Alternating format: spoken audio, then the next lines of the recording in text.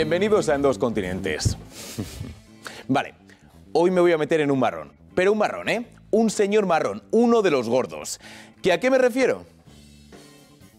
El presidente Trump prometió la máxima transparencia y un compromiso para reconstruir la confianza del pueblo estadounidense en nuestra comunidad de inteligencia.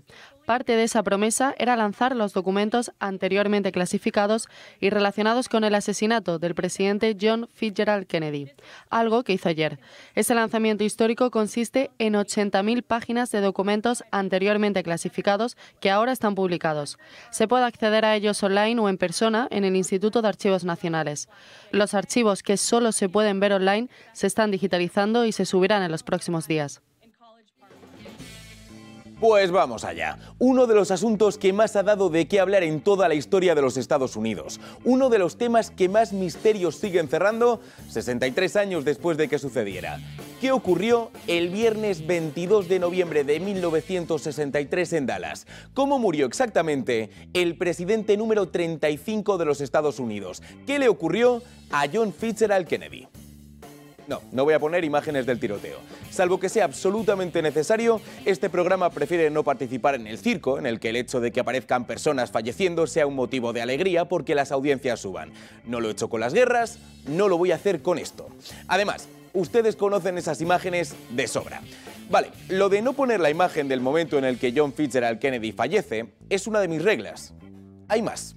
Hay una serie de cuestiones de las que vamos a hablar antes de comenzar este programa para que no haya malentendidos ni confusiones. La primera, nos lo ha contado la secretaria de prensa de la Casa Blanca. Hablamos de unos documentos que contienen 80.000 páginas. 80.000. Alrededor de 13.000 aún no han sido siquiera publicadas. ¿Qué implica esto? Algo muy sencillo, que todas aquellas informaciones que aseguran que estos documentos no tienen ningún dato revelador son mentira. Sí, lo son, y lo son por dos razones. Una, es imposible que en menos de 48 horas se hayan analizado todas estas páginas al detalle. Y dos, y más importante, si quieren, es que esta nos olvidamos de la primera. Aún quedan 13.000 páginas por ser publicadas. ¿Saben ustedes lo que contienen esas páginas restantes? Pues los que han escrito esos titulares, tampoco. Ni yo, por supuesto. Y esto nos lleva a la última cuestión de la que hay que hablar. Teniendo en cuenta lo que acabamos de decir, hay una auténtica guerra en Internet. Verdad contra mentira, afirmaciones sorprendentes contra cuestiones tildadas como teorías conspiratorias, sinceridad contra engaño, personas que buscan cumplir con su deber contra personas que buscan crear una batalla política. Y así llegamos a este programa. Amigos, vamos a navegar entre estas dos orillas, vamos a serpentear esta línea, vamos a sumergirnos en aquello que ha dado de qué hablar, tratando de ser lo más precisos posibles, enfocándonos en informar de la forma más exacta posible y no en dar titulares. Es un reto, lo sé. Es un marronazo que podría haber esquivado. Sí, soy consciente, pero en Estados Unidos el tema es este. Así que no vamos a esquivarlo y mucho menos ignorarlo. Faltaría más. Dicho todo esto, vamos allá. Vale, la gran mayoría de estos documentos clasificados tienen a una agencia muy importante en su mira, la CIA. Lo cierto es que, por lo que parece, la agencia no tiene ningún problema a la hora de que este contenido se divulgue en su completitud, a excepción de todas aquellas páginas en las que se nombre al Servicio de Inteligencia de Israel. Vale.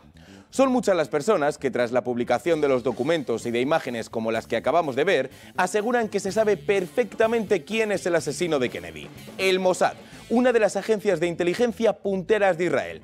¿Han sido ellos? De momento no hay documentos que aseguren, ni que nieguen, que el Mossad sea el principal responsable en este asesinato, o que esté siquiera involucrado en ello. Así que no podemos confirmar esta hipótesis.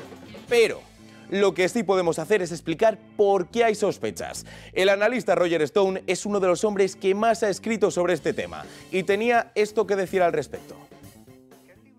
Kennedy también estaba luchando con el Estado de Israel. Israel exigió tener armas nucleares. Kennedy se opuso.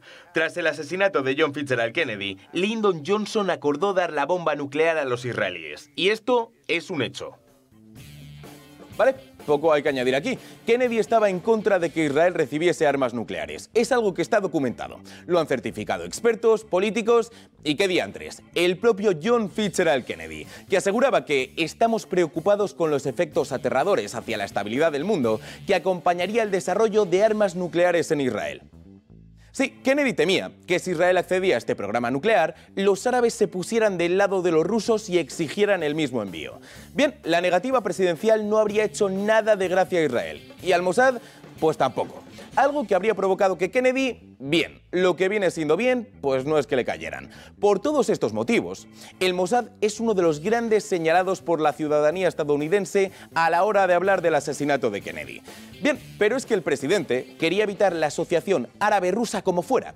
¿Por qué? Pues porque habría sido una situación que pusiera en alerta a un mundo que ya estaba al rojo vivo. Recuerden, principios de los 60, la rivalidad entre Estados Unidos y Cuba estaba en su punto álgido. Nos encontrábamos en plena crisis de los misiles, con un Kennedy que acababa de llegar a la Casa Blanca con una tarea importante en este respecto. Eisenhower había planeado la invasión de Bahía Cochinos para librarse de Fidel Castro. Kennedy heredó eso y preguntó a la CIA: ¿podemos hacer esto? ¿Vamos a triunfar? Le aseguraron que así sería. Y cuando ocurrió la invasión, fue un fracaso estrepitoso. Pero lo más importante, Kennedy retiró el apoyo aéreo justo cuando lo necesitaban. Así que tienes este conflicto que sucedió al final de su vida, en el que la CIA estaba enfadada con él. Los exiliados de Cuba estaban enfadados con él, lo que produjo una discusión entre él y la CIA. Una discusión en la que les dijo: tenéis que espabilar. Uno de sus ayudantes escribió sobre reorganizar el departamento. Hay una cita que asegura que había que destruirla en 1.000.000 de pedazos. Y aquí vuelve a entrar uno de los elementos más señalados en la lista de potencial culpables del asesinato de Kennedy: la CIA. Ya hemos hablado de que la CIA podría haber evitado las menciones a Israel y que podría saber la involucración del Mossad en este asunto. ¿Por qué? Acabamos de escuchar la respuesta. Kennedy quería acabar con Castro y le preguntó a la CIA: ¿se puede? A lo que ellos respondieron: pues claro que sí, mi chico. Resultado: debacle total. ¿Y qué provoca? Pues que Kennedy no estuviera contento y quisiera romper a la CIA en 1.000.000 de pedazos. Claro, y sospecho que a la CIA tampoco le gustaría demasiado eso, tanto como para saber que el presidente iba a ser asesinado y permitirlo.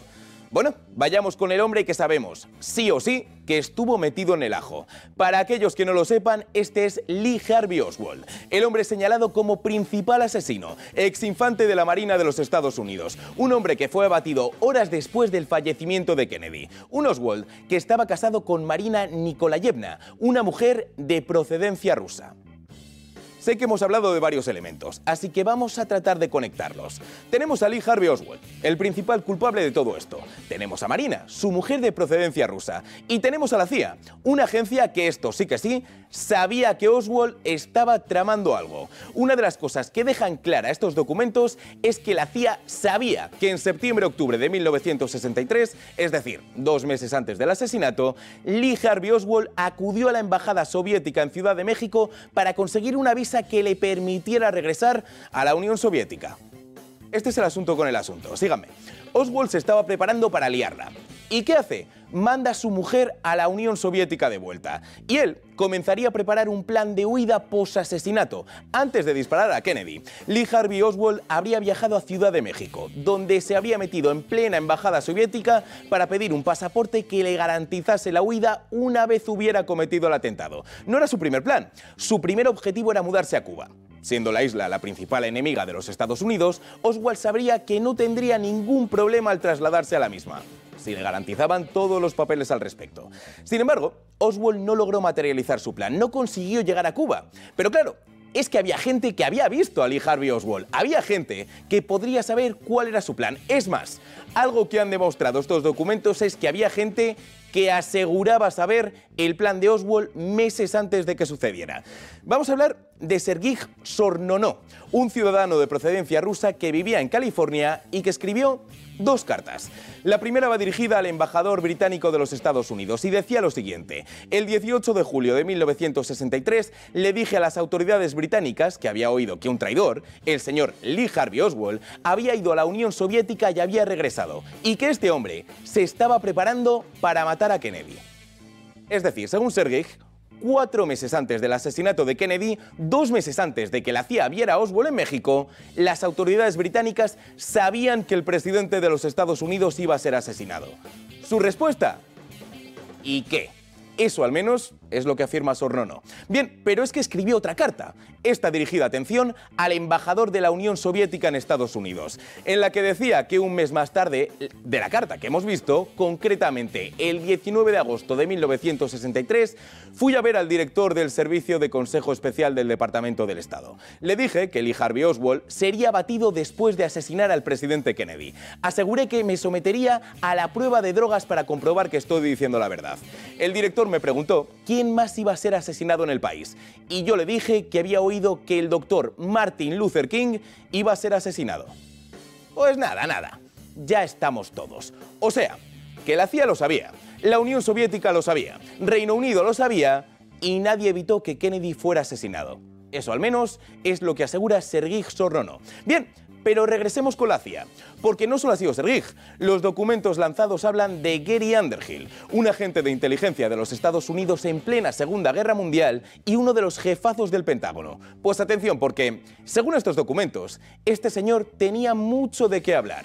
El día después del asesinato de Kennedy, Gary Underhill abandonó Washington a toda prisa. Esa misma noche apareció en casa de sus amigos en Nueva Jersey. Estaba muy nervioso. Aseguró que una pequeña mafia de la CIA había sido la responsable del asesinato. Añadió que temía por su vida y que posiblemente tendría que dejar el país. Menos de 6 meses más tarde, Underhill fue encontrado muerto en su apartamento de Washington. El juez de instrucción aseguró que era un suicidio, pero es que aquí se calienta la cosa. Antes de su muerte, Underhill aseguró que Kennedy sabía algo y fue asesinado antes de poder hablar de ello. El veredicto de suicidio en la muerte de Underhill no es convincente. El disparo se encontraba detrás de la oreja izquierda, lo cual es extraño, porque Underhill era diestro.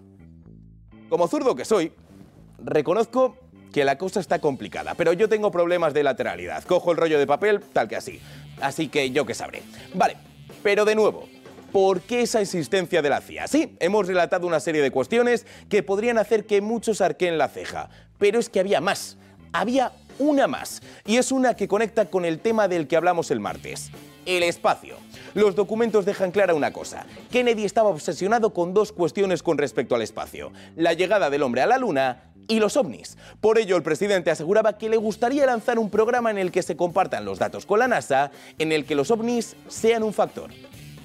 Según los documentos, Kennedy era un cabezota. Parecía estar realmente obsesionado con esta cuestión. Quería saber más y más y más. Sería tal su fervor que hablaría de ello constantemente con sus familiares, amigos, allegados e incluso con personas íntimamente relacionadas con su figura, como Happy birthday to you. Happy birthday to you. Happy birthday, Mr. President. Happy birthday to you.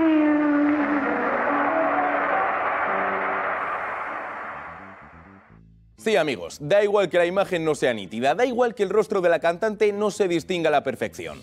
Porque su voz sí. Saben sin ningún tipo de duda quién es la persona que protagoniza este vídeo. Es jueves de cine, ¿no?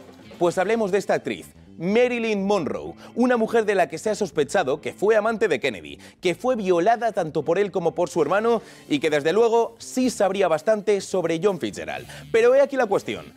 Tanto como para saber los detalles sobre el espacio y los ovnis que sí conocería Kennedy, uno de los documentos que parecen haberse filtrado, pero cuya autenticidad ha sido puesta en duda, asegura que la actriz conocida como Norma Jean habría hecho que el agente Rosberg indicase que ella tenía secretos que desvelar y que sin duda tenían que ver con el presidente y el fiscal general. Uno de esos secretos mencionaría la visita del presidente a una base aérea secreta que quería investigar cosas del espacio. El sujeto, o sea Marilyn, repitió y se quejó de lo mucho que estaba siendo ignorada por el presidente y su hermano. Y de nuevo, el sujeto amenazó con convocar una rueda de prensa para contarlo todo. ¿Sabría ella realmente cuestiones sobre el espacio? ¿Querría denunciar esa supuesta violación por parte del presidente de los Estados Unidos? Lo único que sabemos a ciencia cierta es que Marilyn Monroe fue encontrada fallecida en su hogar el 4 de agosto de 1962. ¿Causa de la muerte? Suicidio por sobredosis. Vale, último apunte sobre la CIA. Medios rusos aseguran que en estos documentos se ha filtrado el listado que están a punto de ver, el de las bases secretas de la CIA repartidas por todo el mundo. África, Asia, sí, incluso España. Miren qué bonitos los nombres de Madrid y Barcelona hay puestos. Unas bases, atención, en las que la agencia buscaría inteligencia para combatir contra Rusia. Claro, eso nos interesa a nosotros, que somos españoles, pero la población de la India está muy mosqueada por esas bases potenciales en Nueva Delhi, por ejemplo. Y lo cierto es que tiene sus motivos. Parece, al menos eso es lo que parece, que en los documentos está esta afirmación: el conocimiento público de una base en la India sería un problema para el gobierno de los Estados Unidos. Las relaciones entre la India y Estados Unidos han sido siempre delicadas. No me digas, Sherlock. Hombre, la relación de Estados Unidos con otros países es mucho mejor que la que mantiene con la India. Y aún así no creo que sienta demasiado bien saber que hay una base secreta por ahí, la verdad. Vale, hasta aquí es lo que sabemos por ahora. Es casi seguro que los próximos días conozcamos más detalles de datos que estarían en esos documentos, hasta ahora confidenciales. No les voy a mentir, este ha sido el programa más difícil de los 471 que llevamos. Buscar, contrastar y entender esta información ha sido todo un reto. Espero haber estado a la altura. Nos vamos, pero volveremos muy pronto con un nuevo programa de En Dos Continentes, en el que hablaremos de Estados Unidos y todo lo que ocurre a su alrededor. Solo aquí, en El Toro Televisión. Hasta entonces.